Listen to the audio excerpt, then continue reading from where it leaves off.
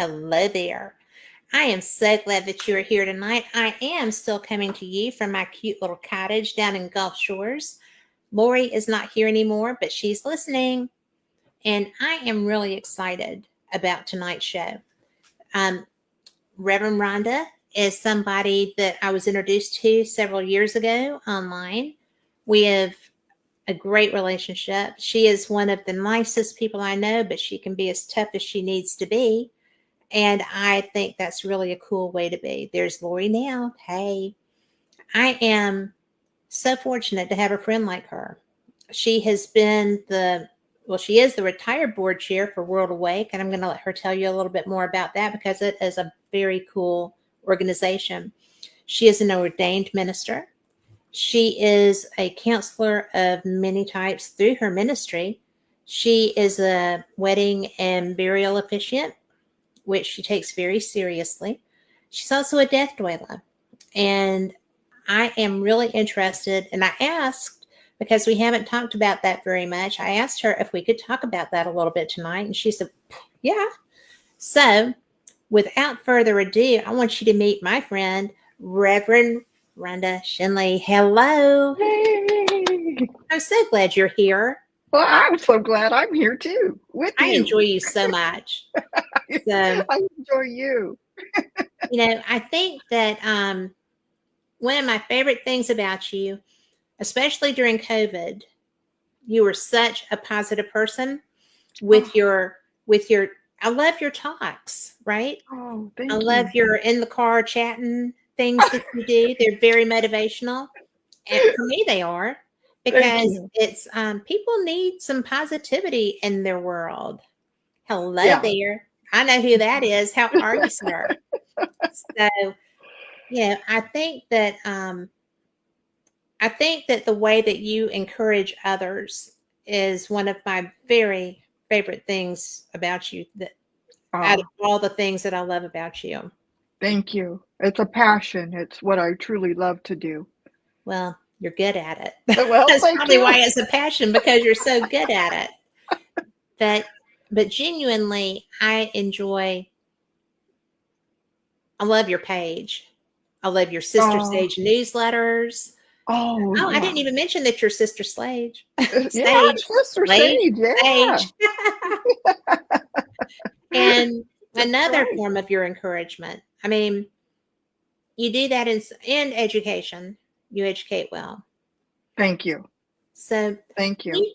Can you tell people a little bit about World Awake? Because I know that's a passion project with you. Unfortunately, World Awake has dissolved. That's tragic. Yeah, it is, but it has served its beautiful time, its purpose, and for everything under the sun. There's a rhyme and reason. Everything has a season. It really does. But it gave me so much. And World Awake was a beautiful organization with interfaith ministers, yes, and spiritual care professionals. And we collaborated to do our work here in the United States as well as in other countries. So we came together in like a membership form, and we worked together, collaborated, inspired and empowered one another to go out and do the beautiful work that we do. And so, maybe Mike in the chat I think it's been around for, I don't know, it had been around for 25 years. At least that, I think. And what an honor to be able to have served as board chair. I retired as board chair, but I loved what I did to bring us all together and serve on the board and to go out and help our communities. That's really what it was, and to empower them, inspire them, and offer them continued education. And to me, that's big, as you probably know, Kat, when different conversations that we've had, knowledge is power. Knowledge is power, no matter what the field is. Yeah. Anything that you're going to do, if you can build yourself up, then you're in a better position to help more people. Right. And to me, that's kind of how you live. Yes. I try to live. I mean, but you're actively out there doing it, and I do it by bringing people, pretty cool people like you.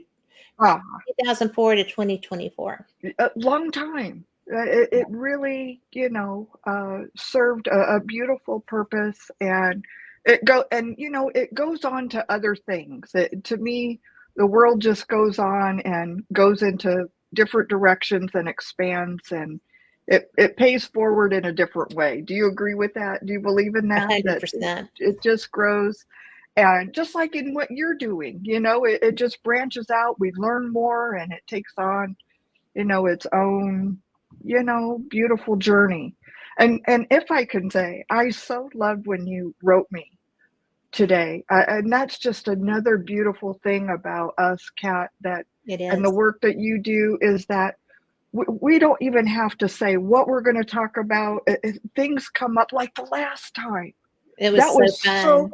that was so powerful. It was. And one thing that I so loved that when you were writing, I just had this warm feeling in my heart that was how people find their journey, how people, and Kat was basically asking about my work as an end of life doula, and how people get called into things. And I sat there and I thought, to me, it's like going into the paranormal field.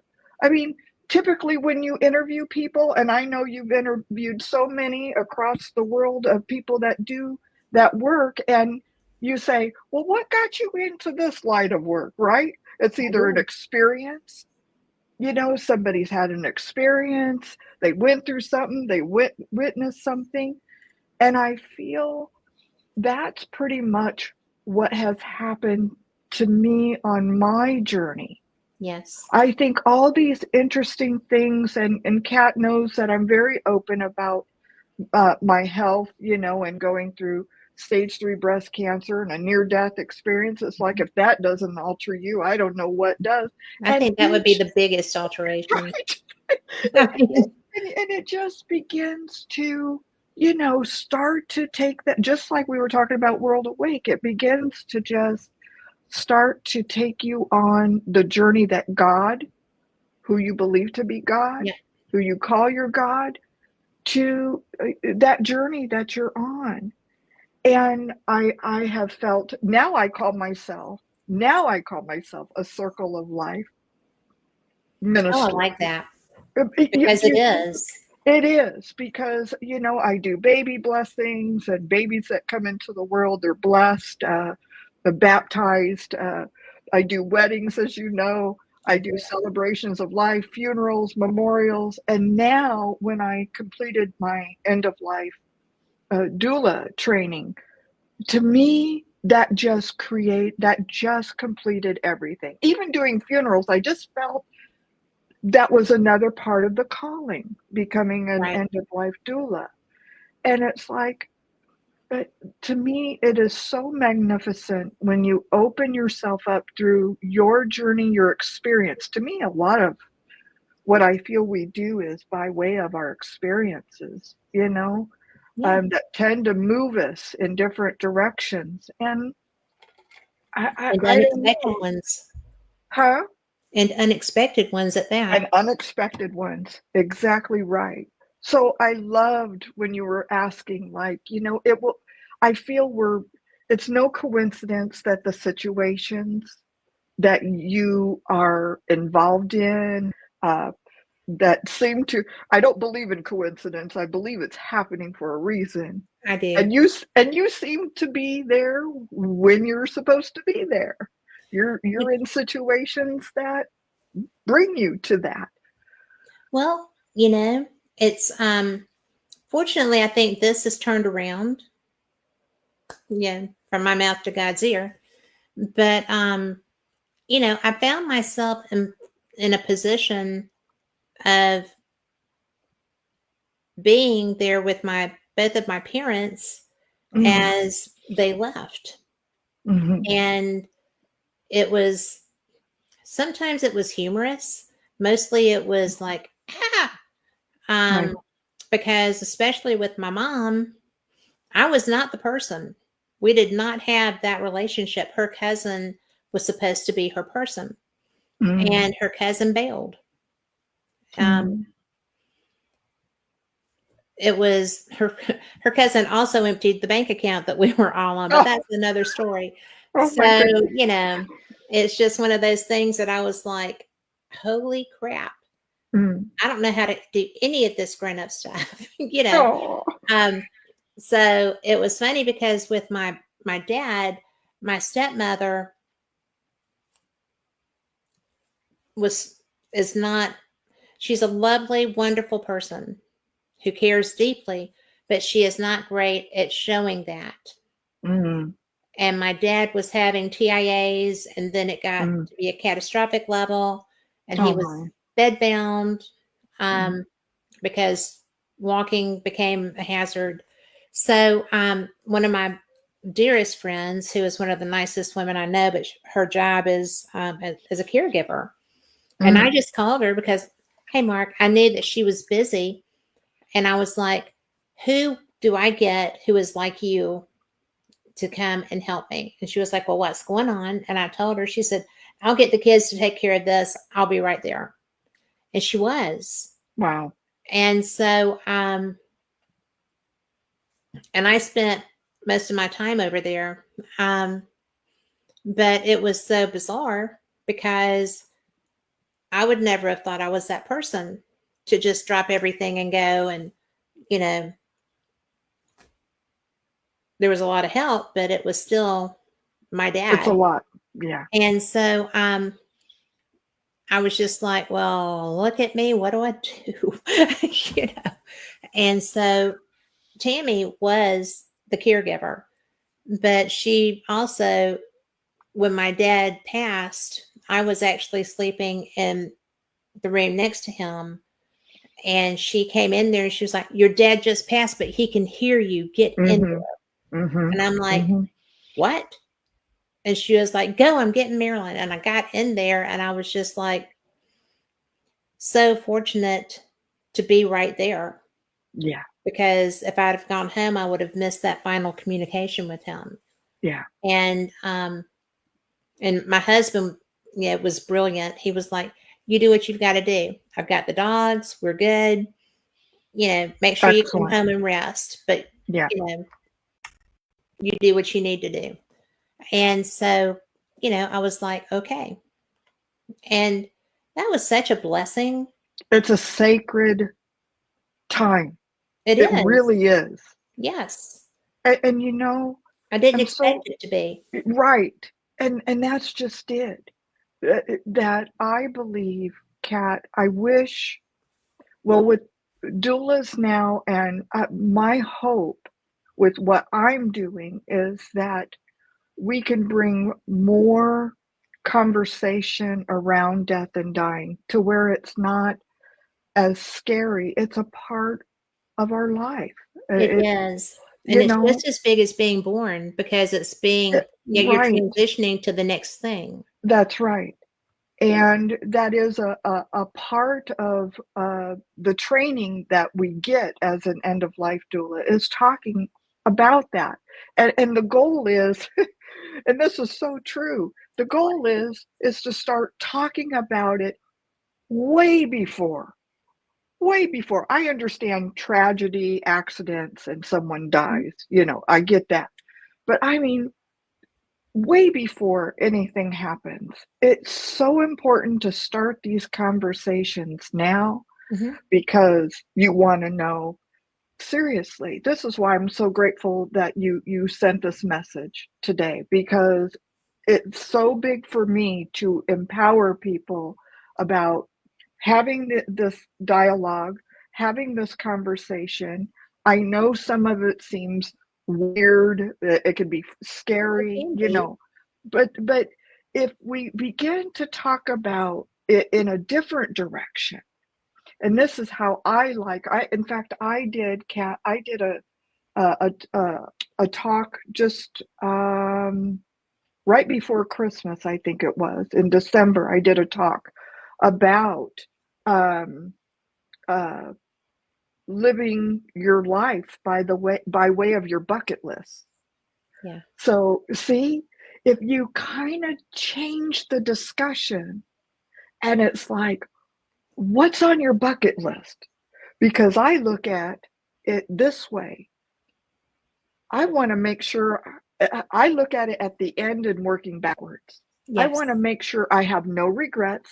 And it's called Living with No Regrets. That was my talk by Oh, way of that's a good bucket list. title. Right? I Living like with no that. regrets by way of your bucket list.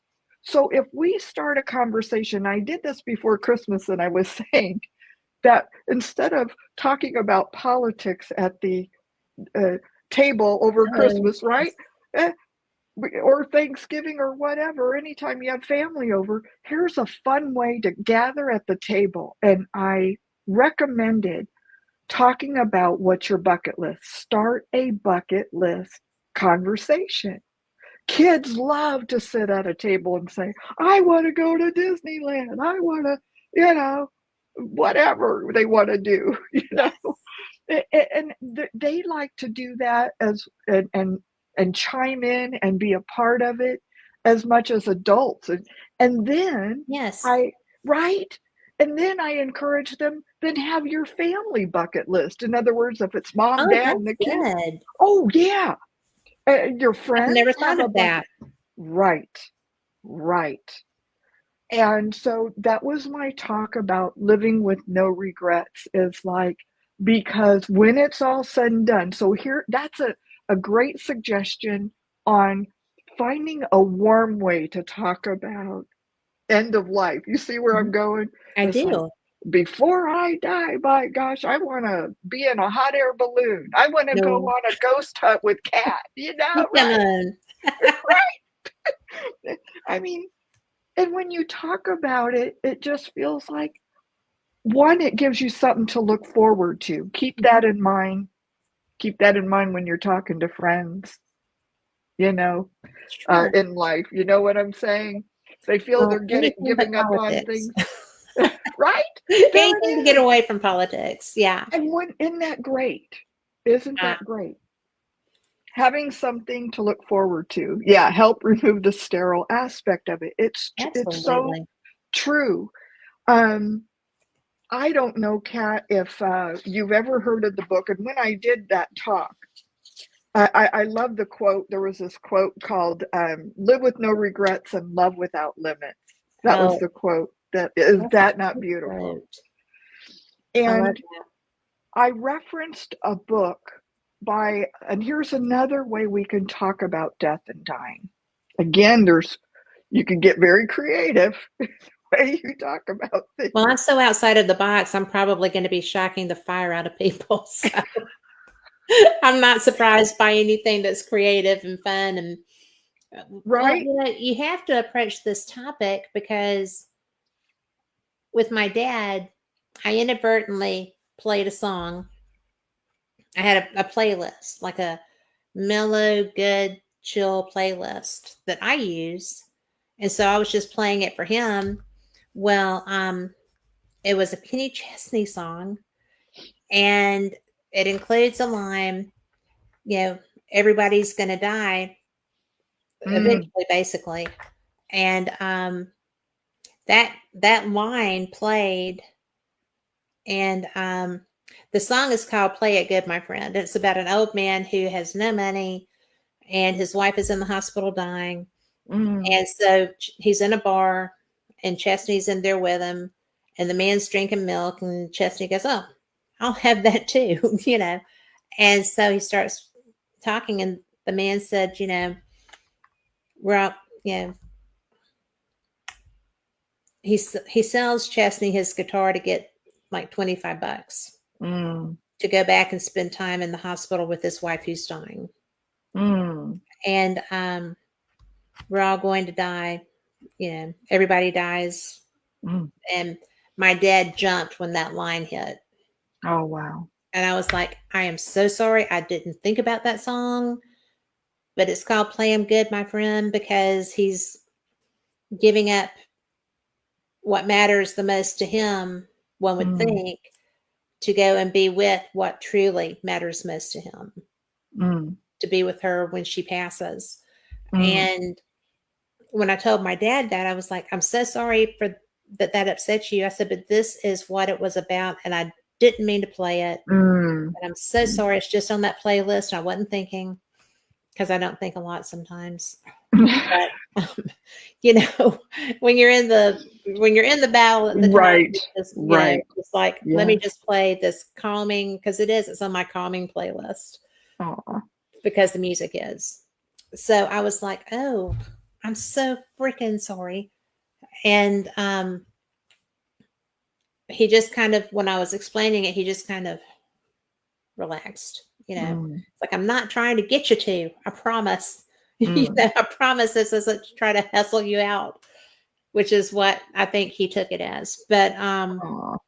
it just upset him. And I was so, you talk about feeling like a heel. But, Mhm. I was just like, you've always told me that. And, he's sitting there talking to people. And I was like, hmm. So later I said, were you talking to your dad? And he was like, sweetheart, my dad is dead. I was like, so who you talking to? There was no comment Mm. because I think I just caught him, and he wasn't going to talk about that Yeah. because my dad was a PhD, hospital administrator, rehabilitative medicine He specialist. knew exactly what was happening. He knew without a doubt That's every right. phase that he was going through. Yeah. And so I'm just like, you were talking to somebody. Yeah. Who you talking Visioning. to? He Yeah. wouldn't tell me. Probably shouldn't have played that song. He might have talked to me more. But it was just, oh dear God. What are those moments that you sit there and you go, Yeah. note taken, Yeah. note taken. My mother never heard that song. So, We're all human, be gentle on yourself. well, I am because in retrospect, it was a good song to play. Got it. It was. Hello, Laura. It was just one of those things that, did I mean to play it? No. Was it a Mhm. good song for the moment? Yes. Mhm. Um, Mhm. should I have let him know this is a really good song that I found about a man who was losing his wife? I should have played it for my stepmom. Mm. After the fact, I should have taken it in there once I got him comfortable again and said, you know what? This upset him, but I think it would be good for you to listen to. Mm. She probably would not have listened to Kenny Chesney. That's okay. I mean, I have such an eclectic mix. I go from, you know, Foghat to Skinner to AC/DC to Metallica to Love it. eventually Jimmy Buffett. I've been a Parrot Head since See, I was 15. I love music too. I'm It's a just so music buff. fun. All kinds. All kinds. And it's And good for situations like that. it is. And as a doula, those are a lot of there's so many parts to a doula and with the training. And one thing, as I wrote you, the most important thing ever that it's almost like a golden rule, is to make sure, if it's a patient like or a client of mine, is what is it that you want? I mean, if it's from music, aromatherapy, do Mhm. they want some drumming? And that's what the doula does. They're the advocate for the patient. They are there to say, what is it that I can best do to support, make you feel comfortable, uh, clean, safe? What is it that you need right now? And they know what they want.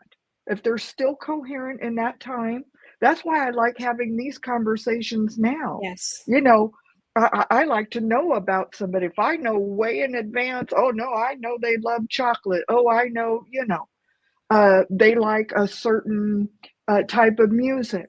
Whatever they want, you can't go wrong if you know what it is that they want. Well, that communication, you have to You communicate. have to communicate and know. And when you go first meet with a client, a patient for the first time, you become the advocate and you're mediating between. You're working on behalf of your patient, your client, and you're working with the family and the hospice team that can uh, comprise also a social worker, a chaplain, a minister, Yes. right?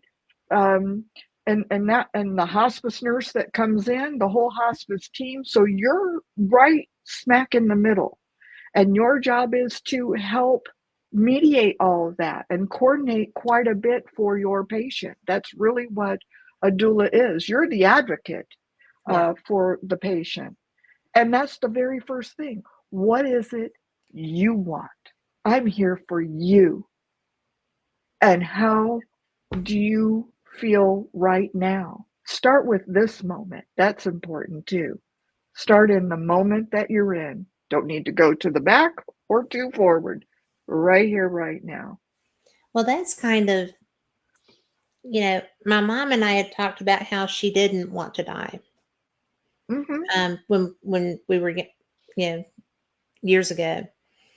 And because of the situation that happened, she was hospitalized during COVID Mm, and she had to be fed. mm. And when I got to her room, there were there were days of food trays in there. Nobody had fed her, yet they left her in the Oh, room with the food, mm-mm, and which had to be torture. mm, And she couldn't swallow. mm. I tried to give her water, to sip, and she strangled. So I was just stripping it like a bird feeder. And so a nurse came in and said, "Well, oh, she can drink. I gave her a potassium pill this morning." I said, "Really? Show me how." There's Can't no way she could swallow. have swallowed a potassium Mm-hmm. pill. So they were kicking her out.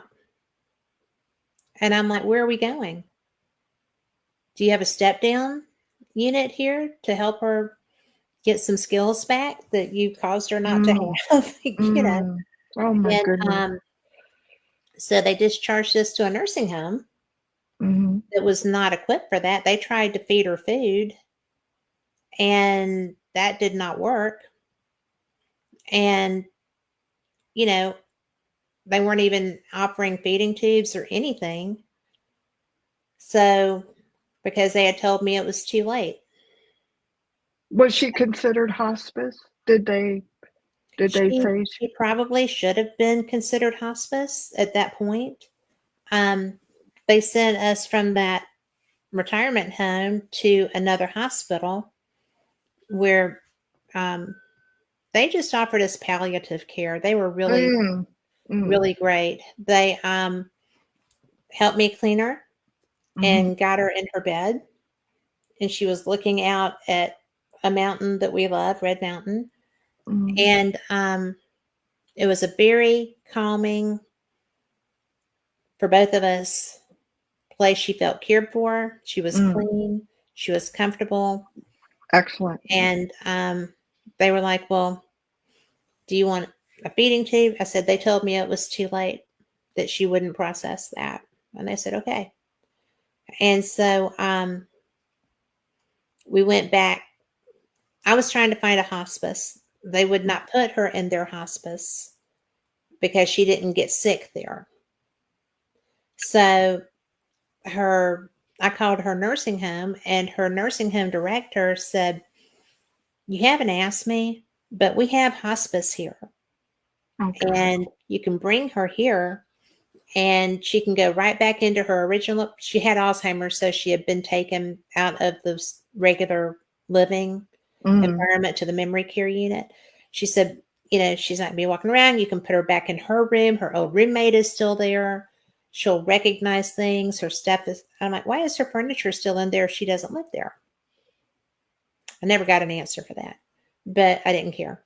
So anyway, so the hospice team came in and helped, and so I hired some sitters to come in and give me spells so I could go home and take a shower and Some respite. come back. Hmm. So Yeah. there you go. Hi, Raymond. But so anyway, that was my experience with somebody going through and having to go into hospice, and then there's that. So, and that's why, because this happened really pretty closely. I was not supposed to be the caregiver in either case. Hmm. I was not the designated go-to person for any of that stuff. Right. And I know that when you're doing your work with that you have to come into those scenarios. Oh yeah. Oh yeah. So how do you address that with those families? I mean, because Usually, I mean, it takes the doctor to, first thing is their doctor has to say they have 6 months or less. That's what puts you on to hospice. Once that doctor signs that letter form that they are to go on hospice, then that's where the team of hospice, if you want them to be taken care of at home, with a hospice team being sent out to the home for care. And now a hospice nurse doesn't stay all day because of no, they don't. They're Medicare. just in and Yeah, out. it's all the Medicare and all that stuff. That's where all the doulas come in, and end of life doulas that come in. And if you can get them in right from the get-go when they have that 6 months, that is very helpful. Nurses aides, social workers, make sure all of that is covered. Social workers are looking out for them too. It's like, Mhm. what do they need? It's like, do they want a chaplain? Do we need to get a durable medical equipment? What is it that the patient needs to be comfortable, clean, cared for, and comforted? What is it they need right now? So having that whole team assembled, that's why I say start now. Really know what you want. Yeah. Seriously, it's like, my husband knows how I feel, and it's so important. Have your paperwork in line, your power of attorney, your durable medical power of attorney. Have your directives for things. Maybe you don't want any heroic measures, Well, to I be. want all the heroic measures until they don't until they say they're done. See, Right? and Which if is a you have, personal if thing. yeah, if you have that written out, notarized, and that's something a doula actually helps with. They Okay. are to help with the resources, knowledge, information. They're the mediator right in between. If we need more medication, they're calling the hospice team. It seems like my patient is in a lot of pain and discomfort. What can we do? We're not there to diagnose or give medication, but we're there to say something is happening, and then Right. you tell them what it is. And then you have the team. It's so important to communicate, as you said earlier. You said that earlier. Mhm. Communicating is so important. And once you communicate and you have a team assembled, it's like that patient is getting the best. I'm not saying everything's perfect, but at least they have the best chance of what we call, believe it or not, it's called a good death. A good Well, death. it is. I mean, that's a real thing. Yeah, it's a And very real thing. it is a warrior thing. And to keep them clean, comfortable, Did you um, say warrior? comfortable. No, When you said it's a thing, what kind of thing did you say? don't know. Because I thought you said warrior, and I'm like, a good death is a warrior death. Communication is important. Raymond says yes. It Yes, it truly is. is. If it comes back to me, I'll say it.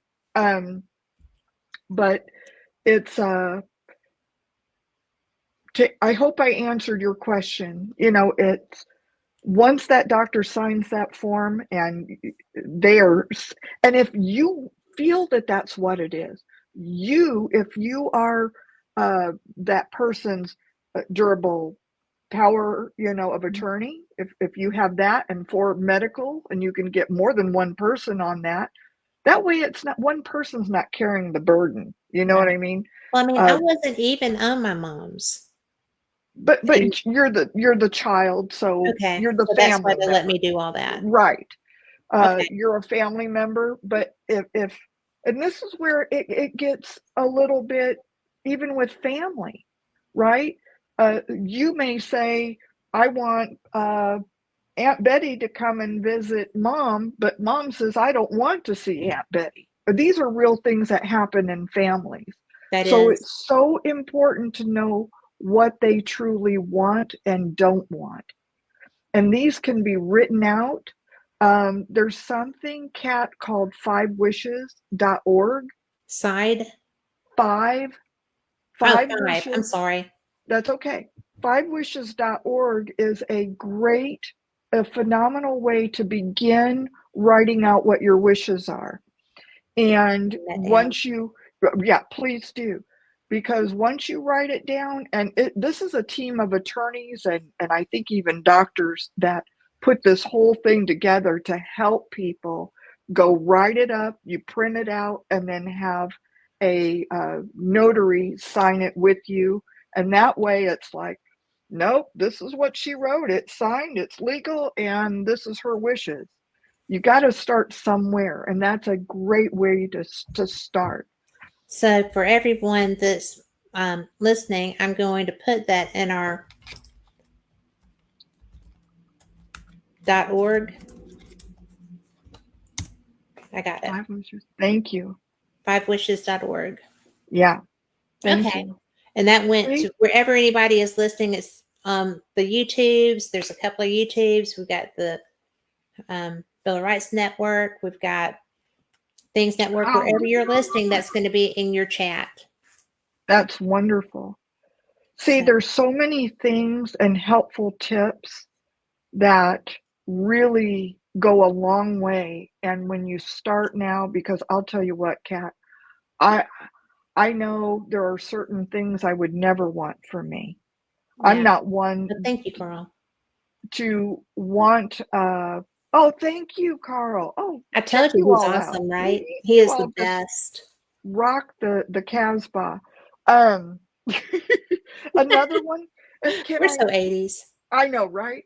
Can I offer I'd like to offer even a couple more places if he can put them in, or you. Barbara Carnes, Karnes. She's an RN. She Karnes. Karnes. Barbara Carnes. Um, Is that a she website or is that a person? she's an RN, and she's like the godmother of end of life work. She's the one that has gone out and trained over many years, and she's got booklets and videos and a Facebook page. Barbara Carnes, RN, yeah. And if you look up, I think she has a website um, with her name. I haven't brought it up. Is Barbara it a Carnes. .org or I think it might be a .com, and I'm gonna bring it up on mine. Barbara. Let me see. well, I've And got the she's link got. up there, so Do you? Her BKBooks .com. That's where mhm. she has all of her books and educational information. See, I there it is. I so she is an amazing woman, and when I went through training, she came in and did a talk, and I was just Oh, so how grateful nice. for Well, her. look at See, that. look at I'm filled with information and knowledge for you all here. I'm here to empower you. You are See, empowering. uh, she has every booklet, every just to put your mind at Oh ease. my goodness, look at all those references. Yeah. Oh yeah. It's like I'm trying to think of uh, and it went right out of my head. See, there was so many things in my head, but it'll come back. Um, she is internationally known uh, for end of life And care. she's obviously well Yeah, respected. Look at all those references. right. Everybody Yeah, that's endorsing her. exactly. That's so And cool. it's Thank you for that. so, yes, I'll tell you, because just like the questions that you have, is a lot of other people have the same questions, Kat. For It's sure. like, where do I start? What do I do? Where do I go? And if Well, the you just site that have, you sent me, it's in my messenger. I'm going to put it up too. Um, because when I asked you, and for those that don't know, Rhonda does a little bit of everything. She's very well educated. She's very patient. She is, as we said before we got started with the conversation, she is an interfaith minister. She is, do you tell people you're a psychic? I'm an astrologer. An astrologer. My bad. Yeah, that's okay, But girl. I may but be she's a also psychic. Sister Sage. Yeah, If you Sister Sage, it's a .com, right? karmiclaw.com. Karmiclaw.com. Yeah. Yes. And No, I tell everybody. Shoot, I'm out there. you are out there, and that's my favorite thing. And it's Yeah. KAR, right? Yeah. KARMICLAW. Karmiclaw.com. Love what I do. You're really good at what you do. With karmic law, what's interesting about this is, like, even how does that relate to what I do? I'm fascinated by rhythms and patterns and cycles, just like Yes. life, right? Yes. Think about that. People are like, "Oh, how do you get from Sister Sage astrology over here to being a minister?" Well, Well, you've done it all, but it's all fed to each other. right, I mean, exactly. it's all a system. Yes. If you think about, we're born, we live, we die. In my divine astrology, it's based on cycles too. Yes. Things come back around, and and I'm fascinated by that. I'm fascinated by people. I'm fascinated by life. You're pretty much fascinated. Excuse me, my cushion was slipping on me there. But you're pretty much fascinated by everything that's a positive. I mean, It's a good way to put it. you're Oh, not there I someone. am. There you are. And I have to tell you, I almost used that picture. but Really? but I couldn't get it to where it was, showing you at your full Oh, wonderfulness. So Carl, you rock. You Carl totally does rock. rock. You thought I was kidding. Carl rocks the house. You He is all. just brilliant. And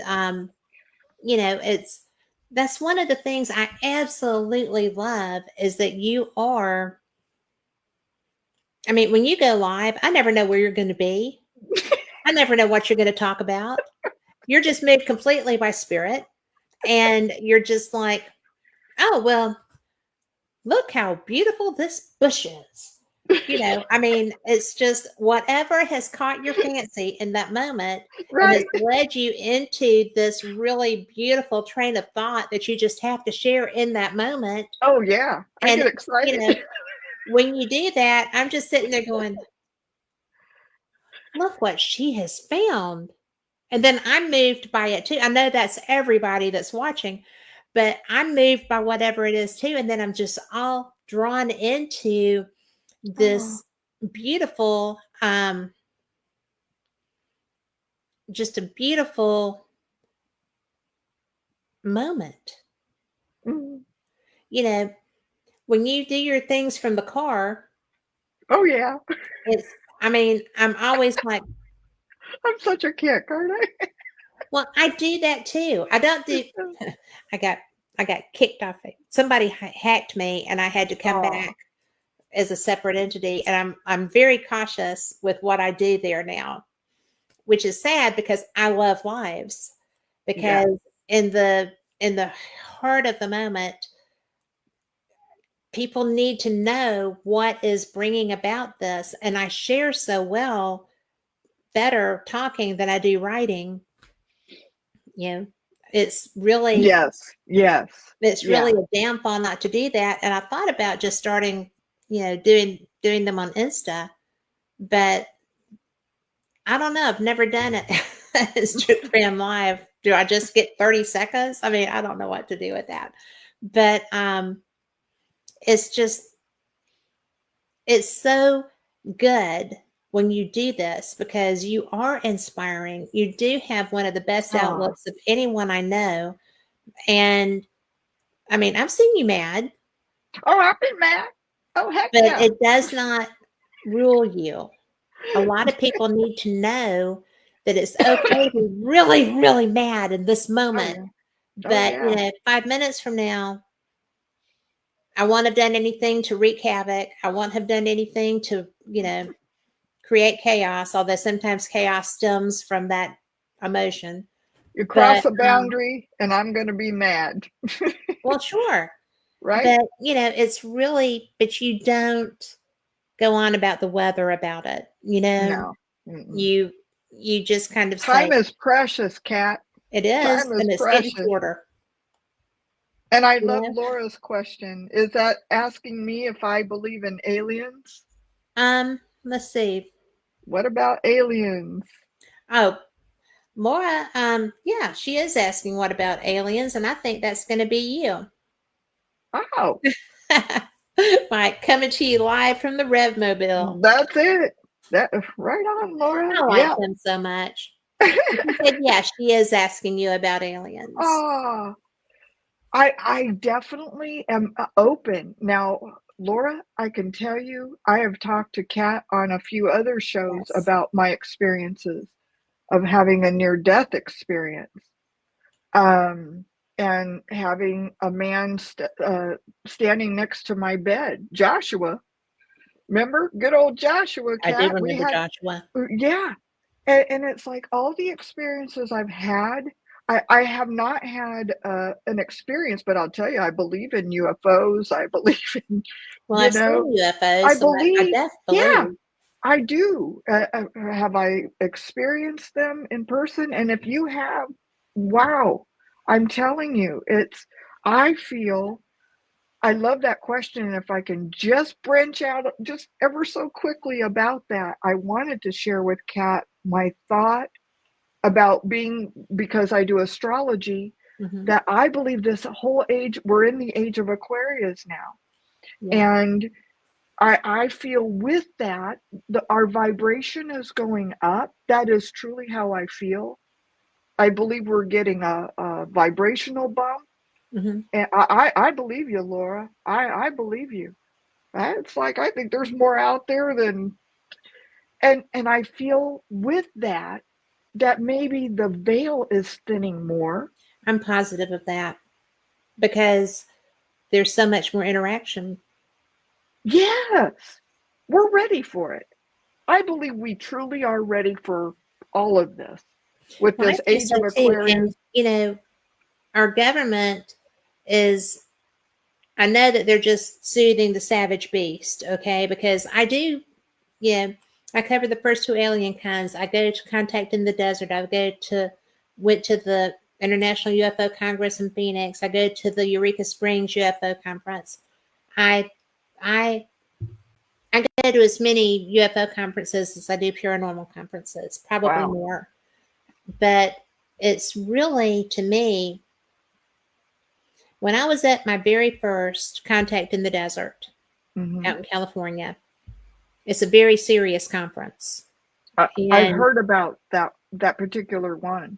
well, it's really, there's the first time I went, they had two guys who said they had been part of the 20 years and back thing, which is that if you're approved, it's military people, and they go away to work with other civilizations, and Mm, then they're brought back and they are the day after they left. mm, So there's time travel involved with that. interesting. I've talked to 2 men that said they were part of that program. Mm. And so to me, that's kind of like, that's a hard concept to grasp. I don't doubt anyone's sincerity, Hmm. but I'm a trust but verify girl. And you can't verify that. Hmm. But they were absolutely convinced that what they were saying was true. Interesting. So Wow. there's that. But, I go from that to what's become my favorite conference. Eureka Springs is pretty, but anyway, there's a group here in Alabama called the Scientific Coalition on UAP Studies. Mm. And they are strictly science-based. You need to be a PhD to be a member. Oh, wow. They're very serious Mm. researchers. The first time I ever heard the pilots from the that were having the UFO chase, kind of, the TikTok guys, Yeah. was there. Wow. I had seen them here and there at other conferences, but they were there and they were talking about, and I had already heard about a similar thing that happened to the Nimitz happening to the USS Roosevelt on the Atlantic side. Wow. And so that was something that blew my mind, Wow. because I knew the base that the Roosevelt was out of, and I knew some of those sailors. And I used to work for a company called Military Service Company. We sold esprit de corps items to my morale officers, kind of thing, Mm. and like unit coins and stuff like that. So there was a lot of interaction. I talked to a chief of boat at Kings Bay sub base, and I was reading Tom Clancy at the time. I like Tom Clancy. And I was like, so tell me, does your submarine have this coating on it to stop pings and do this? And he was like, I can't talk to you about my boat. I'm like, it's in a book. I'm just asking what I read. He's like, I cannot talk to you about my boat, but I do want to order this. And I was like, okay, I'm still getting the sale, but there's so much out there that blows my mind. Yeah. And I hear a lot of stuff, right? I But believe when you I'm hearing do. these scientific guys, the most scientific Yeah. Yeah. UFO research group, really, I think, in the world, Hmm. and they do have global membership. Um, it just, Yeah. yeah, Yeah. they're there. They are there. And, the latest reports coming from Mars is that it's much more like Earth than was originally thought. The Hmm. composition, the structure, everything. Did you ever So, meet Stephen Greer at any of these? Like, that's someone I see up on yeah, your face expression. I'm like, no, I don't have a problem with Stephen Greer. I like Stephen Greer. Um, I'm more. I am not the person that feels like you have to go and actively call UFOs to you, mm-hmm, because they show up anyway. mm-hmm. And I'm a sky watcher. I'm a hammock layer. I like being outside, and so it's not unusual to see craft What if you're about looking. for the aspect of disclosure purposes? I think that was more of what I hear of what he's trying to do. Like when I scroll through Oh, YouTube, I'll wrong, see, Stephen. Yeah, the disclosure thing is coming to a head, and like him, hate him, yeah, shun him, whatever. I think that Trump is going to get these answers out, yeah, it's because time. he does not see any, he believes the government is for the people. He doesn't see any reason for secrecy on that. Yeah, We pay for that. yeah, We pay for people to develop these programs that go out and do outreach with whatever is out there. mm-hmm, There are documents that say that, um, Laura Eisenhower is granddaughter of our president, our past president, or great granddaughter. But anyway, she is adamant that there were contracts created between our governments and aliens, I've and heard a lot of that. we can Yeah. be basically harvested. We can be, I mean, Yeah. whatever. And there were like trade agreements kind of thing. Mm. I don't know if I really believe that, but it's not something that's a secret, and it's not something that's a hush hush thing. Mm-hmm. Thank you, Laura. I'll go and look at that. But it's really something that I think we've already had disclosure. Mm-hmm. I mean, I think it's already happened. We've got people talking.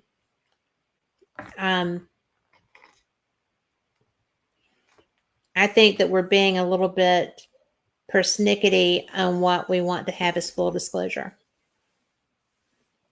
I think that it's already been acknowledged.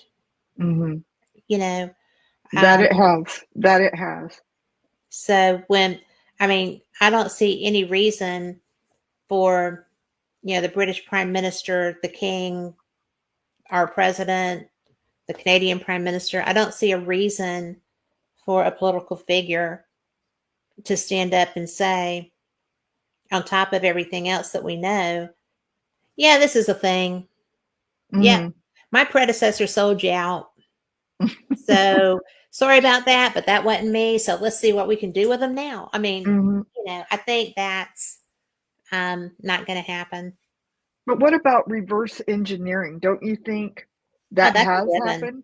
Yeah, it's an absolute given. And I think Bob Lazar was on the money.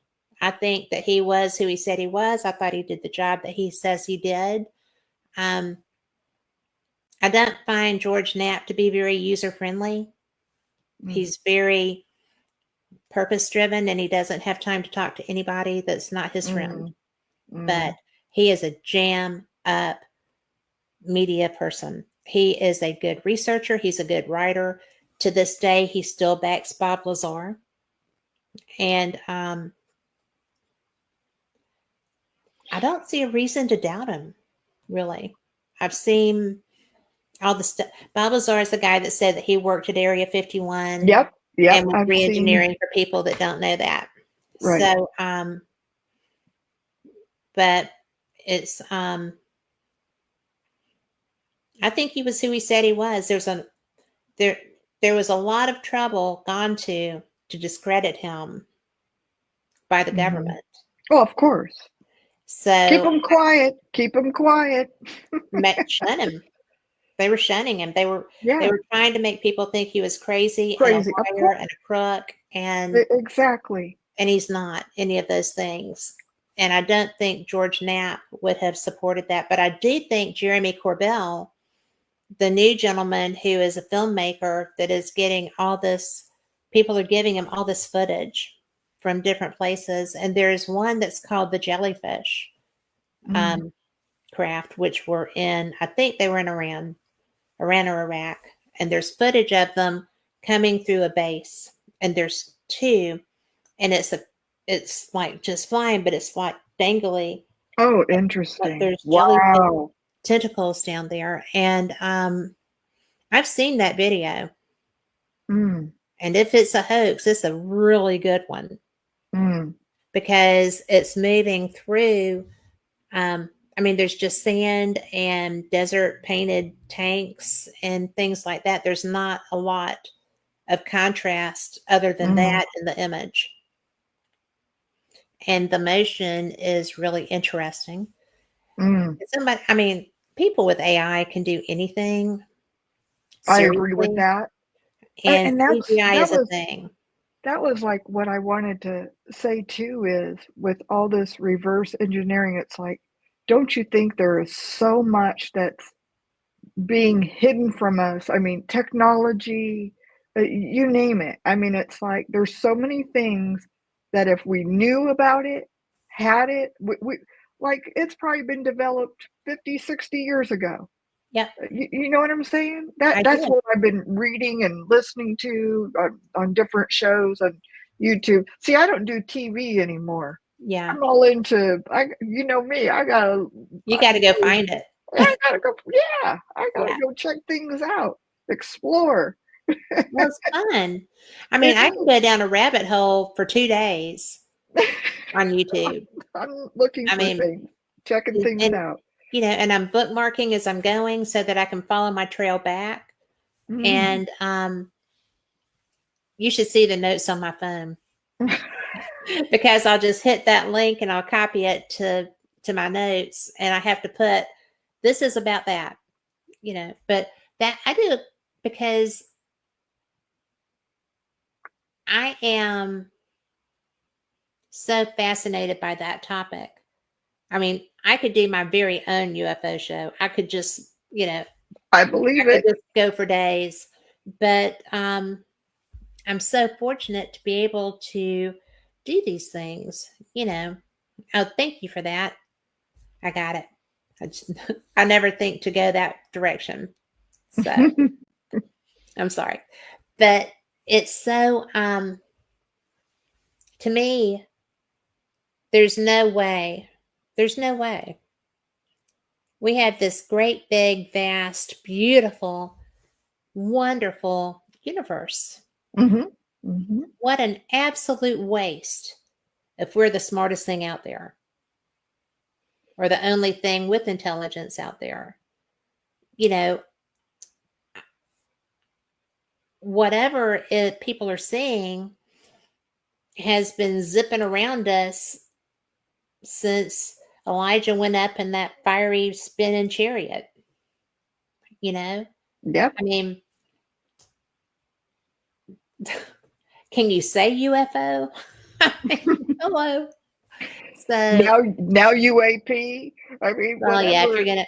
gonna, I think you know what when I first heard Hillary Clinton say, well, she was being interviewed on some night show, and she was go, "Oh, it's UAP now. Nobody says UFO anymore." Well, you know what? You change the nomenclature, you make it harder to find when people 20 years from now are researching Exactly. for They the have to history of change UAP. the definition, a title of whatever, a name of something. Maybe I Oh, have a bit of a suspicious mind or something, but you I've think? watched how they deal with this stuff. And I've seen what they do to people that come forward with experiences. Travis Walton is somebody I know, and he's the And he guy was that from was abducted. what was the name of that? He is going to be so mad at me. He So was abducted, right? Wasn't he he was one with abducted, but he was actually killed. I mean, he walked into the backlash and Fire in the Sky was the name of his book and movie. But he and his friends were on their way home. They were lumbermen, and they were just driving home, and they saw the light from what turned out to be a UFO. The guys, they got out of the truck and started walking toward it, and Travis was just drawn, right? And they were like, "No, don't go over there." Well, he did. The craft actually started to leave, and it was like a backwash hit him. It was probably radioactive, Mm. you know, like exhaust. And that's when he was abducted. Wow. And he feels like they saved his life. He feels like he owes them his life because they took him into the craft and left. He was gone, what, 5 days? Oh And my when he God. when he got dropped out, he was butt naked at a phone. They put him out at a phone booth. Oh my God. And so it was to me it was really What an experience. Oh well to my hear him talk gosh. about it is so weird because he said, you know, he knew that he was hurt. He's like, I'm just laying there. I know I'm hurt, and so I know I'm badly hurt. I think I'm dead. But then he started, waking up a little bit more, I guess. But when he when he could, and he raised up, and he said they looked like a bunch of bugs around him, and he tripped out. He got up and he's trying to kill them, right? And they left because he was going to hurt himself, and I guess they'd have to start all over again. But they left, and then Nordics came in, probably the same people who had just transformed, right? But they came in and they looked human. And he was like, okay, won't kill you until we talk, kind of a thing, And I guess they explained to him that, they were taking care of him, that, and he went back down, and then he was at a phone booth. So I'm pretty sure he was bare naked. But anyway, because I'm sure they had to take his clothes because he got all that stuff on him. But I do think that he was unclothed when he came back. But they wouldn't have thought anything about that because they weren't human. So anyway, so Travis, if I'm wrong, I apologize. But it was just to hear him tell it, and actually, I mean, that was just a conversation telling it because it blew my mind. But didn't his, like, he was with coworkers or something like that? I think there were 5 of them, and they left him when they took him up into the craft. They left, and then they were all being like they were being investigated for murder. Wow. The cops thought they killed him and ditched him, and they were having to do lie detector tests and stuff. And funny story, I live in Birmingham, and I was going to go investigate with some friends up in Tennessee at a place that I'd never been before, and it was just a public area. And this guy reached out to me that lived up in North Alabama and said, we've got a lot of friends. I was wondering if I could just pal along with y'all. And I'm like, I don't know you. And so I went to look at his Facebook page. He had all kinds of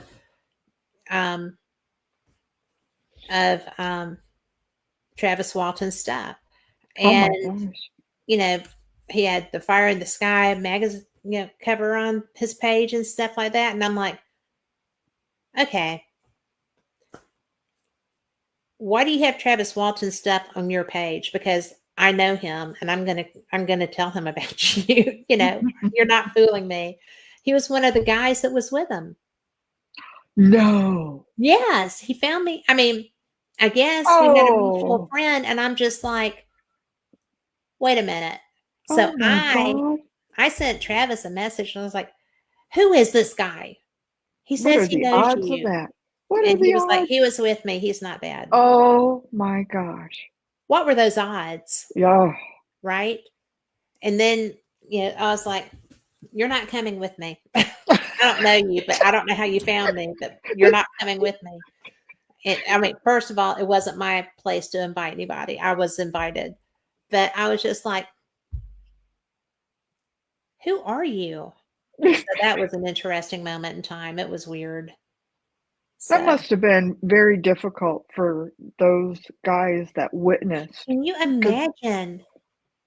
First of all, you're seeing a UFO. Second of all, your bud gets killed, gets with the stuff, and then you're watching them being taken up into a craft. And then you don't want to.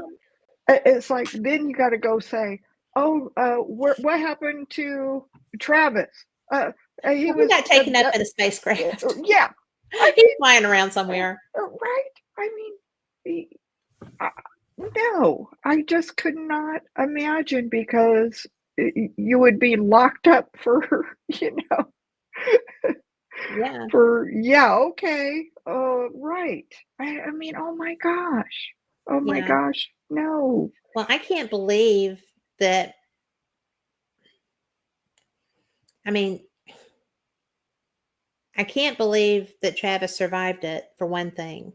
Yeah. Because that was, how toxic that had to be.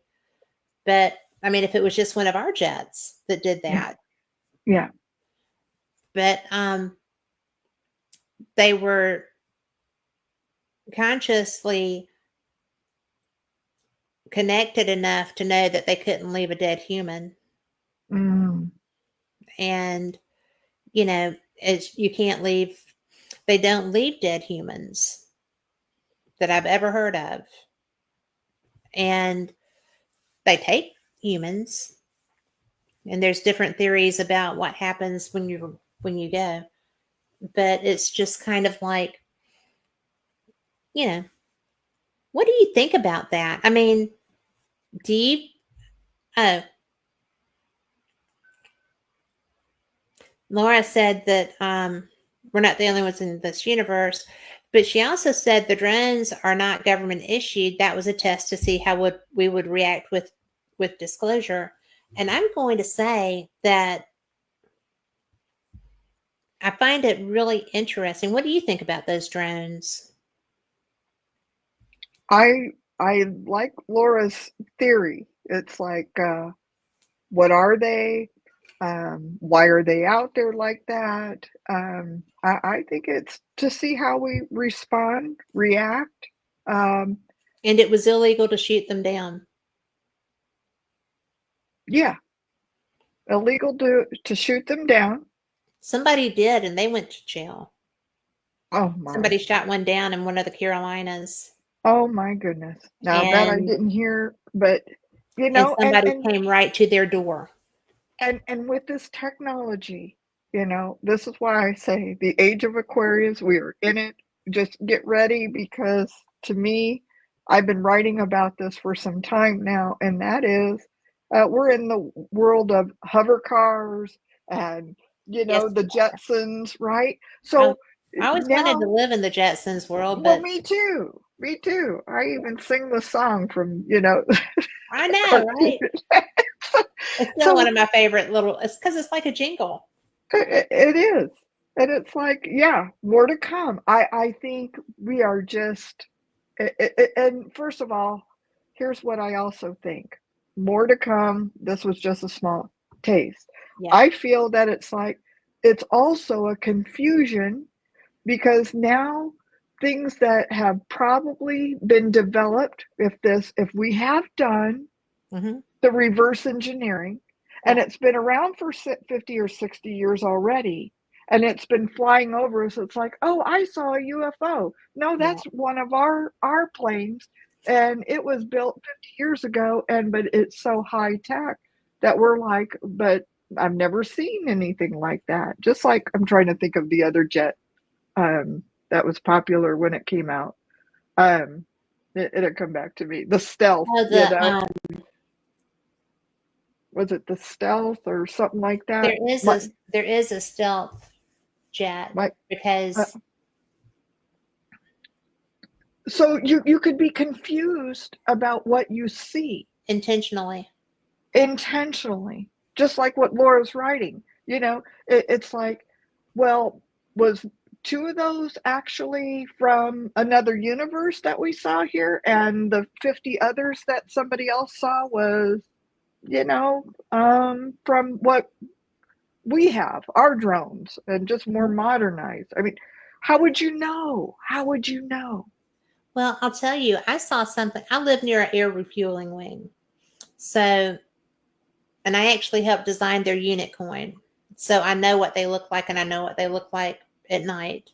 So I was outside and I had not yet seen Starlink. I was so frustrated because I kept trying to catch up, right? Ah, So a guy at the UFO Congress had a video that he was showing, a UFO video expert that's a friend of mine. And I was just like looking over the shoulder, right? So it was two lighted canisters that were like flying through the air, but they were like, here's one, here's the other, and they're staggered and they're lit from within, wow. like a lantern, right? Mm, But great big because they're close to me and they're just perfect sync. There is no light coming between them, which would mm, be the shaft for the refueling wing being lit so they don't miss, right? So I'm like, interesting. that must be Starlink, because it was huge. They were big, but they had to be fairly close to me. And I was just like, and I got excited. I ran in the house. I told David, I just saw Starlink. I'm so excited. And so then I started researching it.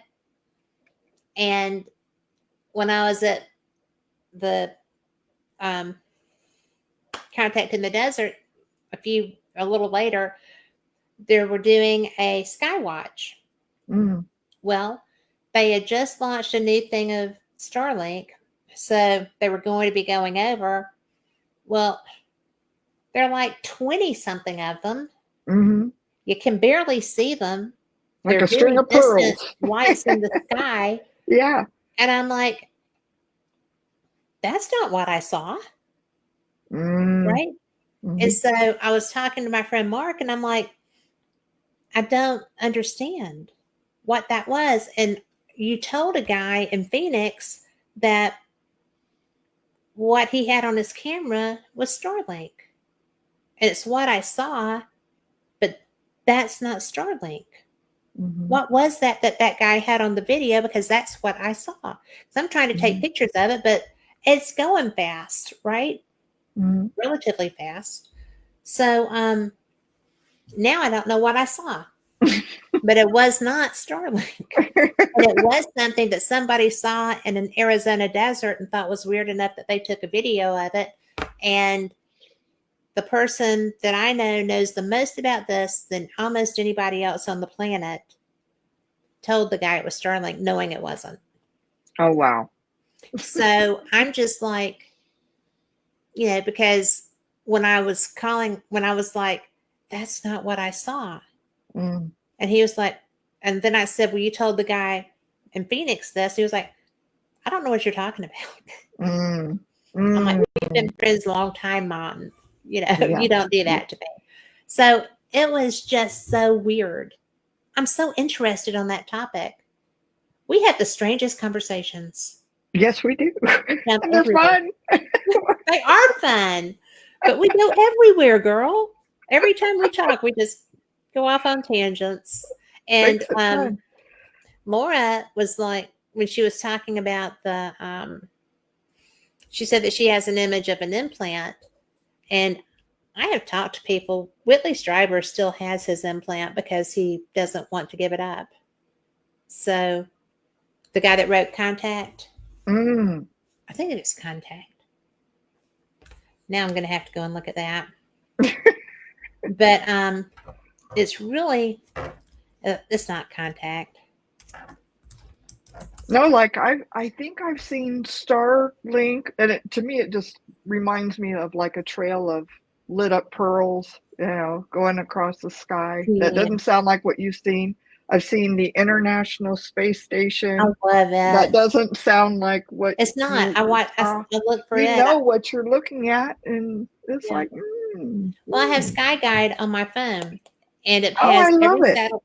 It has every satellite. It has every Sky Guide. But like, I can set it to like it has, like right now, Jupiter, Uranus, and Venus are all right here over Yeah. me, with the Pleiades there with them too. So I know what's up in the sky, and I can set it to like satellites Mm-hmm. or whatever. It's the best little app. It's on the dark mode right now, so I've got to fix that. And then like right now, that's like Maidens of the Mist Wow. that are up in the sky this month. That is cool. It tells you all kinds of nifty things, but let's see. Like right now, Interesting, Laura. I think they're probably knowing we're talking about them, and they're yeah, I don't doubt that. yeah. You get into subjects and strange things begin to happen. Well, Gee. anytime, more often, I will get spiritual activity if I'm doing ghosts as a topic. I will have like I'll get activity around me and stuff at my house because I do have spirits at my house. They're family spirits. Mm. But it's so strange because 9 times out of 10, if there's an experiencer in the audience when I'm talking about abductions or about really anything to do with UFO, UAP, it's just crazy. Mm. I mean, it really is crazy. Yeah. And I do think, well, because Fate magazine started in 1947 and our first issue was the Kenneth Arnold UAP, the 7 flying saucers. Wow. He's who named them flying saucers because they asked him what they were. And he said, Isn't that interesting? You're right. Flying saucers, UFOs, now UAP. We got to just keep changing the name. They do keep changing the name.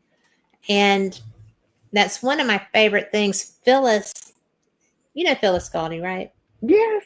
She's the one that started Fate, right? She owns Fate. Yeah, she owns Fate magazine, and she, hired me. What was she thinking? That's amazing. But we have the best time when we get to talk. But she sent me a copy of that first edition for my birthday. Oh. And so it lives in its envelope. I'll take it out if I'm going to share it. I shared a bunch of Fate stories for a show one night. It was so much fun. But and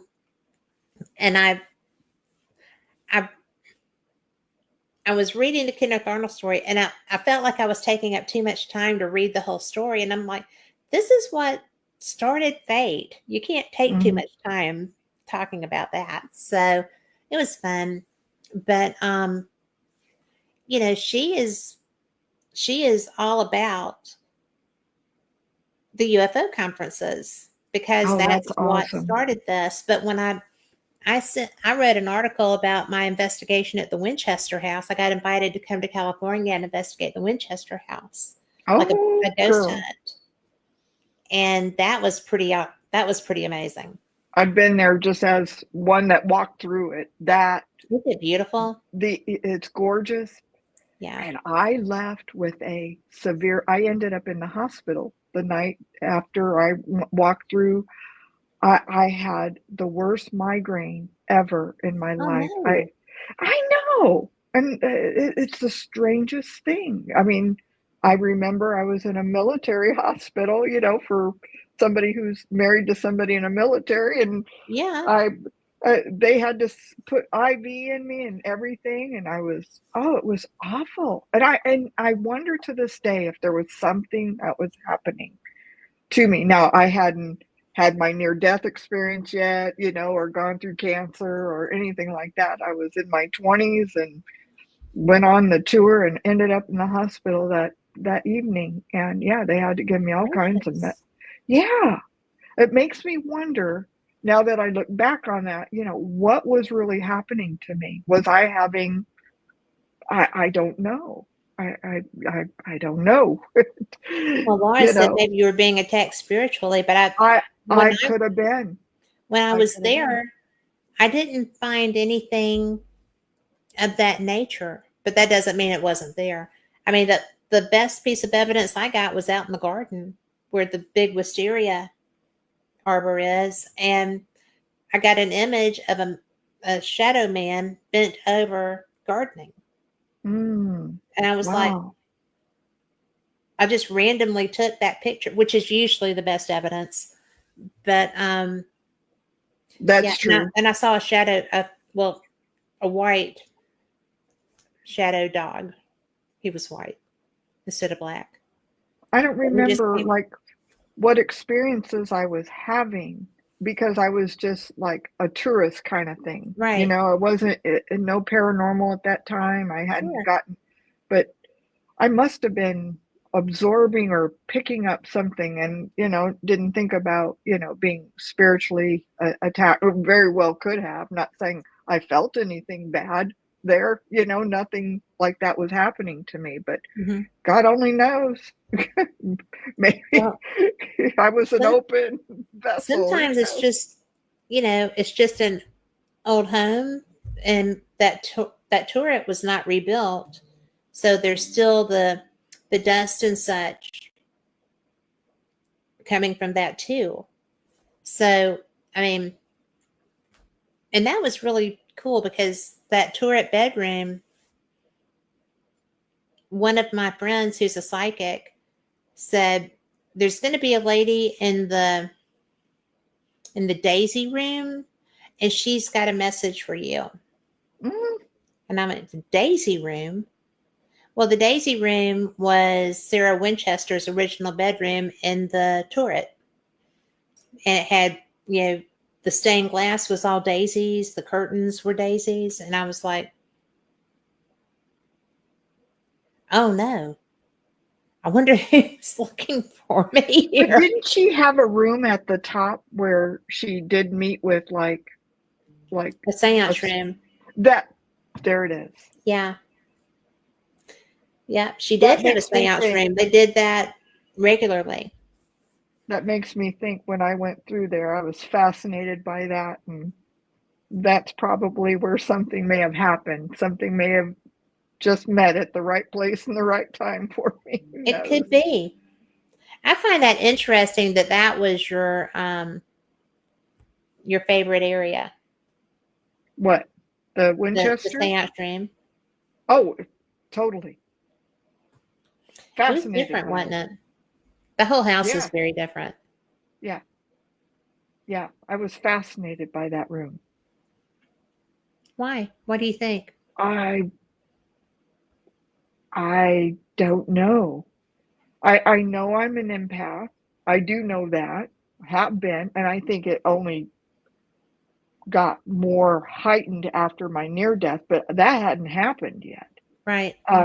But definitely, I was an empath then. I worked in the medical field in nursing, Mm-hmm. and you know, I don't know. That's interesting to me because, I, you wouldn't think that that would fascinate that well, out of all because the. you're not prone to flights of fancy, and I think that the seance room would almost need that to be such a strong draw. It was a strong draw, and she fascinated me by what she did. She was so before her time. Right? And for people that don't know, she was absolutely, um, she bought Oh, she it's a bought out great place, farms, Laura. but It's a she would great place. give people her. Yeah, everybody made an excellent wage, far more than anyone else paid around there. If she bought a farm, then the manager lived in that house. She wouldn't destroy the homes and stuff. I mean, she was so, she took care of so many people, Hmm. and she provided, like I said, a living wage for maids and such who, that was unheard of too. A medium, a magnet, and a spirit photographer. You would enjoy that place, Laura. That would Oh, be perfect for you.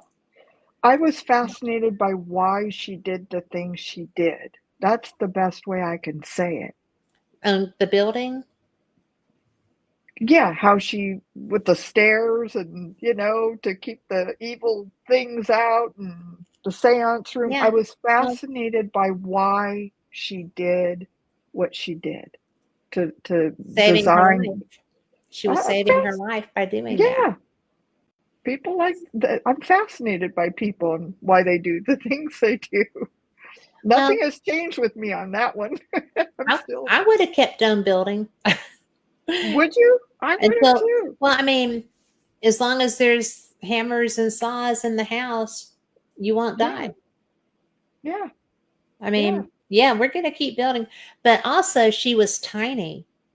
Yes, So to make those very thin tread stairs yeah, was a big deal to help her. yeah, They don't talk about that aspect of it much, yeah, but she was a teeny tiny woman. yeah, And yeah. but what I thought was neat were the ways. Y'all, she had like bells so that each room could communicate with the main kitchen area. And that's a cool system for now, much less Yeah, back then. back then, right. I mean, she was so innovative. She was. I Yeah, just love stuff like that. me too. We are so free range with our conversations. I love this because it's all stuff that we both love. Yeah, So exactly. What else do you want to know? I don't know. We have gone from End of life, we've paranormal, we've gone from full UFO. circle work to aliens to government conspiracies to Right. you know to Mars being like Earth to the 20+1 project. We've covered a lot of ground. And We we've aren't still got boring. time to go. God knows where we're going to wind up. So, but well, talk about your newsletter. The Karmic Law Sister Sage newsletter. Yes, the Sister Sage newsletter. Yeah. Love So it. if people go, I would love for people to sign up. It's a free newsletter. If you go on to karmiclaw.com and you'll see, Which is in chat. You can which is find it in in chat. chat, and go to newsletter and sign up. It's just your name and email and press send. I send it out every month, and if Mike is still on here, I'd love for him to say how long I've been doing this for, gosh, going all the way back. We go way, way back, Yeah, you like do. 2005, folks. But I've been a divine astropsychologist since 1999. I love what I do with that. But every month I send out a free newsletter kind of talking about what I think is kind of happening for the month. So 90 newsletters. Yeah. And it's like I love it. And this last one, Kat, this last one I sent out, and something told me to send it out instead of February 1st. I said I need to get this out sooner. So I sent it on January, I think 29th. Yeah, I got it. And did you read the part where it was about shocking news? I did. Yeah. Okay. So that part in particular, I wanted people to be aware of. In fact, I put it on my spiritual laws group today. And I was saying in particular, here's what I said. Uranus governs the sign of Aquarius. It tends to offer a bit of sudden and unexpected information as well. This can be in the news or social media of something that many just did not expect to hear. Yeah. And then we had the planes crash. This can be termed as shocking news and revelations. That's exactly what I wrote. It is. Well, and it wasn't. There's been 3 instances now. You had the plane and helicopter, Right. and then you had the plane. Yes. And There was one today I heard. Yeah. Something happened. Well, they were talking about another plane having an issue, but in Houston, a New York bound plane had its engines catch on fire. So thank God they were on the ground. Yes. So that would have been the 4th one. Yeah. Because the one in Virginia today, I haven't seen any reporting on. I heard about it, but I have not found any mainstream reporting on that. And that's a lot in a short amount of time. So when I'm writing these types of things, and just with those couple of sentences, this can be termed as shocking news and revelations. Okay, I normally don't write those exact words in my newsletters. Anybody over 90 newsletters, that was very specific, and there was a reason why I wrote it that way. Anytime you're dealing with the world of Aquarius, and if we have a new moon or a full moon in Aquarius, that kind of thing, and now we have Pluto in Aquarius, okay? Mm-hmm. This is amplified and enhanced that energy. Okay. And Aquarius rules aeronautics, NASA, UFOs. It rules all of that. It's the awakener energy. It's sudden movement, and it's shocking news and information. But because I wrote it that way is because we had an amplified amount. Because here's what people tell me, Kat. They'll say, well, every day we turn on the TV, it could be shocking news. Good point. In other words, you're writing, you may hear about some shocking news and revelations. Well, I don't write all my newsletters this way. This was very Specific, intentionally written that way because of one, the month of February is about Aquarius. People born in February, it's Aquarius. And you have Uranus that went direct, that rules the sign of Aquarius. It's like somebody pulling a slingshot back and letting it go. It's like, boom. Right? So that happened on Friday, the 30, what was that? The 31st. 30th. I got my handy dandy astrology. That's cheating. I don't have mine in front of me. So we had a new moon in Aquarius on the 29th. And we had Uranus that went direct on the 30th. And we also now have Pluto in Aquarius. Aquarius rules aeronautics, UFOs, okay? There's keywords that I've written in my books, and people will see that on my website. I've written books. And all these keywords, you can just go look at the keywords, right, of Aquarius. And when you read the keywords, this is how I go and forecast things. Okay. And when you see the keywords, and if Pluto means death and rebirth, and that's where Pluto is in Aquarius, and Aquarius rules aeronautics, planes, UFOs. There's a death and rebirth of information coming out. There's going to be a transformation in this. So that's why I wrote that. It means shocking. It rules volcanoes. It rules earthquakes. It rules Japan. Aquarius does. See what I mean? And so when I go write that, it's like Aquarius is also known as the awakener and wants knowledge, information, and hidden details to be front and center. That was my next sentence. Yeah. I mean, how much more clear do can you get? Well, I don't think that you can be any more clearer than that. Really. People that get it, you know what I'm saying? They don't. I do.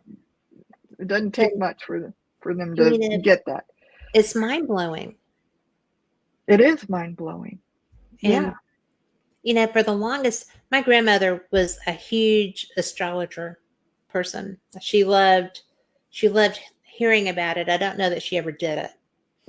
But, but by God, we were going to read Jean Dixon every morning. So, my grandma was New Age before there was New Age. I love it. So it was so funny. And thanks, Laura, I'll do that. But it's so funny because I sit there and I look at stuff now and I'm like, thank you for guiding me this way. I mean, really? And so I had, I'm very focused I'm not really all about my horoscope and stuff because every so often they freak me out. Yeah. And I'm like, I'm good. Thank you, though. But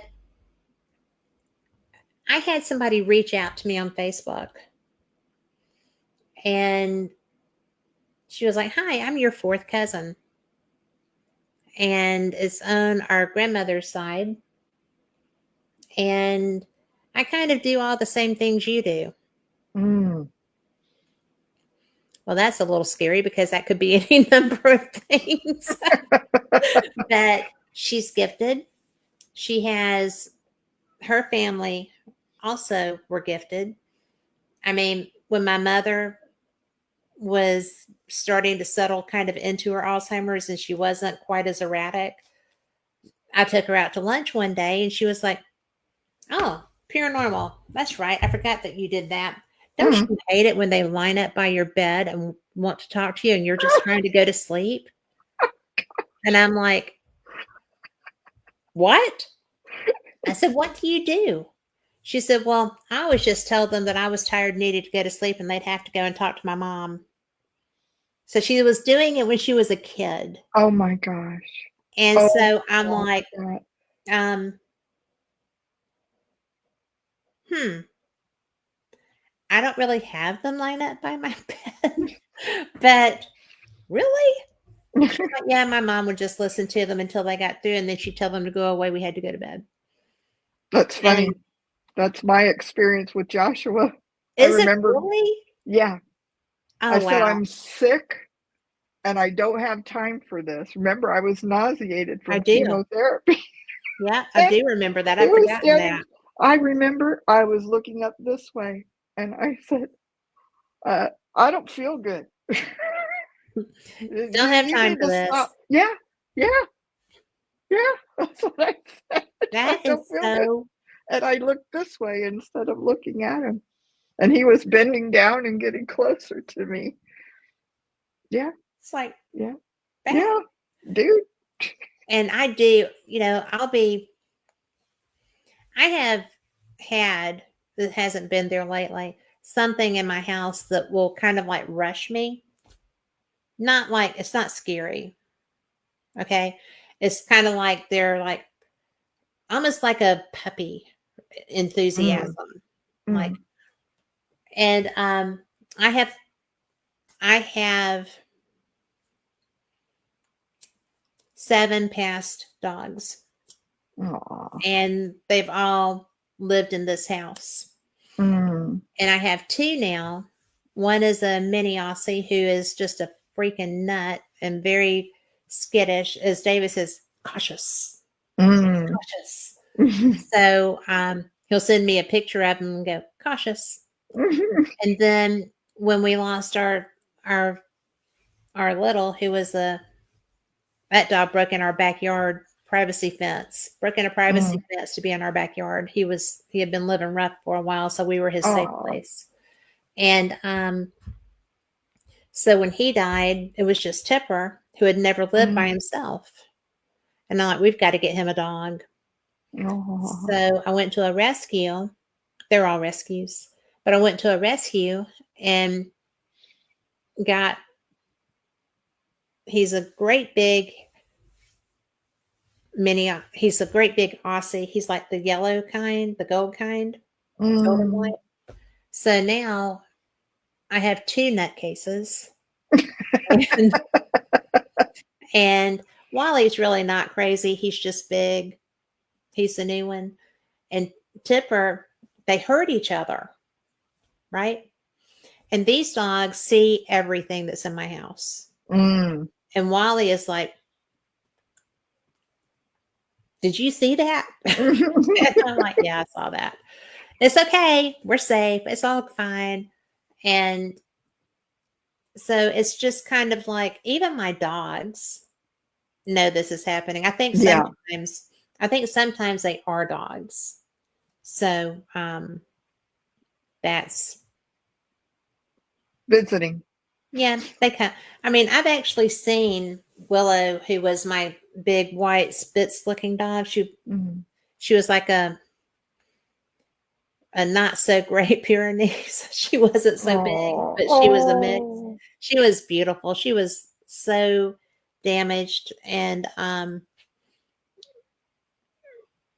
she came to live with me on a New Year's Day when my sister-in-law said, "That's your dog, you're taking her home because nobody else can be around her," and she jumped up and laid on you. Oh, Your dog, take her home. oh, So yeah, and we were best friends and oh. They're beautiful. Pyrenees are beautiful. she had the eyes, Oh, the blue and black, oh. and But she was, and I've actually seen her coming, because if you come down my hallway, you dog leg toward the front door and then go in the kitchen. And I was coming in from the deck, and she was gray, like translucent. Mm. And I was like, oh, she needs to always be white. But she did. She just came down and she looked over at me, Oh, and she turned and went back into the kitchen. oh, And I guess I was supposed to go give her a snack, but oh, they show up. they do. They Mike show and up I more have than seen our people do at my animals house. like shadows kind of go across the wall right at the height of Yeah. our pets. We Yeah. know we've seen them. It's Yeah. like, oh, okay, there they Well, go. You can see like a shadow. I just kind of acknowledge, and because my lab was 14 when she passed, and she was my best friend. So they've all been my best friend. So it's just kind of like, but Hi, April. Of course you can. You want me to hold it up? Can I hold this up, Kat? you Am I sure allowed can. to? You can do whatever you want to do. This is There the you go, one I Laura. highly recommend. Okay, every year for the last 20 years or so, Llewellyn's. Um, and And so that's L. Is that two L's yeah, for Llewellyn at the beginning? LLEWELLYNS. I'll hold it up again for you. And they have a few of them, and so you got to be careful. You want to get this style because I even accidentally bought. You don't want to get this one. Don't get the witch's calendar. If you really want like the stars and stuff, it's really, really good. It's helpful. At least you get your retrogrades and new moons I and would full love to moons. have the retrogrades. Oh, it's all in here at the very back. It's my eclipses and everything, folks. But go on to karmiclaw.com and sign up for my newsletter. You're very welcome. And I'm My going to free tell you, it's a newsletter. great newsletter. Thank you. And I love doing it. And maybe Mike, thank you, Kat. Thank you for putting it in. And yeah, check that out. And this last newsletter. Yeah, I enjoy writing these newsletters and looking at what's going on and Well, they're so informative. sharing. I certainly try to do that. Thank you. See where it says newsletter? Mm-hmm. You click on that and then put in your name and That's all it email, takes.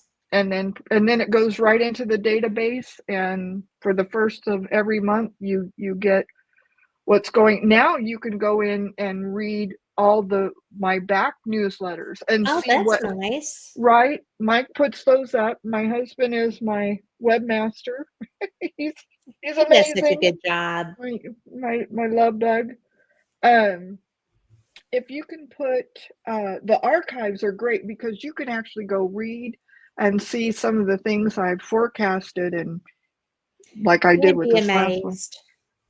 You'd be Um, amazed. and how I do it. It's really kind of fun. Now my other website, yeah, there you go. You can see everything that I write about, talk about. And then you kind of get the rhythm and the lingo of my divine astrology of how I do it. There you go. And Interfaith Ministry Services is my other website for my circle of life work. Oh, interfaith. Interfaith Ministry Services. Is it enter? Inter, INTER, faith, all one word, Interfaith Ministry Services.com. I would add it in there, but when I don't want to. Thank you, honey, so much. So people can check me out, my background, and the different types of things that I do and love to do. That's why we've talked about all these different things tonight. These are all the wonderful subjects. I love the mystical, the spiritual, the unexplained. I love the all of unexplained. it, right? When I sent you that email or that message, and guys, I asked her if we could talk about her death. You say doula, Doula. Yeah. doula work, because my mind was blown because I've been kind of thrust into that experience a couple of times lately, and I was feeling like I was being called to do that. Yeah. So I was like, "Can we talk about this?" Because, and she was like, "Well, you absolutely are." So she sent me a website. Zero doubt. There was no conversation about that. It was, yeah, you are. So she sent me a website. And what is that website? The Nita is now there's two, and I added another one at the top of the show earlier. Okay, we've got that one up there. Okay, So it'll that be is at the one. top of the comments. Yes, and that one is good for training, and that's the Nita. The one I sent you is the National End of Life Doula Association, which I am a member of. That's that one, NEDA. That's the one I sent you. The one I sent you today at the top of the show is called International End of Life Doula Association, which is INELDA, Yes. INELDA.org. Okay. And that's a good place to start if you want to get training. I'm a member of theirs as well. If Is you're it IN looking, or IM? It's IN as in new, Yes. INEL as in Larry, D, doula, A.org, Okay. INELDA.org. There you go. So I've got that in there too. And when you bring that up, it talks about what a doula is and how to get involved and training. If Training, anybody, the yeah, training, yes, and the information for there you go. all the stuff. Right. So Yes, Carl got it in there right. I you did. I sure just did did. Thank you, dub. Carl. So either Carl or Mark or Mike got it in there. But it's just so important, I think, because I've been feeling I'm very surprised. I mentioned that because I feel like maybe this is something it matters to me. I mean, I'm Yes, kind of old to start doing something new, but I don't feel like it's something new. I feel like it's part of I a find plan. it empowering for you. Mm-hmm. If you took this training, it's empowering you with knowledge for your life, your Always. your family. Uh, I learned things by going through the training program, like, and I have a medical background, and I'm a minister. I've done funerals, and I've done all these things, but it was like, oh my gosh. And for what I've been through with cancer, and this is why I was saying at the top of the show that it's like all the different things that have happened in my life that have led me to this training, that training, and that type of thing. And this was like the completion of all completion. And it was empowering to me of the knowledge and the type of resources, just even the few that I shared with you, Yeah. and that you've put up already, the fivewishes.org. I'm sitting here thinking, oh my gosh, this is like such great information to go and do for your own life, your own self, and your Absolutely. family. And I think just by knowing you, the things that fascinate you, you Yes. know, I think your journey is doing something similar of like me. It's just moving you and weaving you to this. And I think would be very empowering. Even if you just didn't go do it, Kat, you know what I'm saying? Well, Even I if you think if didn't I go, and you would have this awareness, this Mhm. knowledge. It's just so Well, I good to think if have. I have this situation thrust upon me again, because I didn't go seeking it either time. And I wasn't Exactly. supposed to be that that role That's in that right. person's end of life That's um, right. in either case. That's So correct. it was, I think that I had that experience to lead to this conversation, you know, Yes. that we Yeah. had relevant Yeah. to that. Yeah. So it made me aware that there's an awful lot that needs to be addressed Yeah. that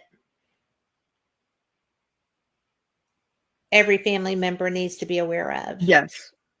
Yeah. So, that way, and I can share that with David too, so that he can be aware if it should come up. Because if you're really close to it and you're really involved in it, then, you can't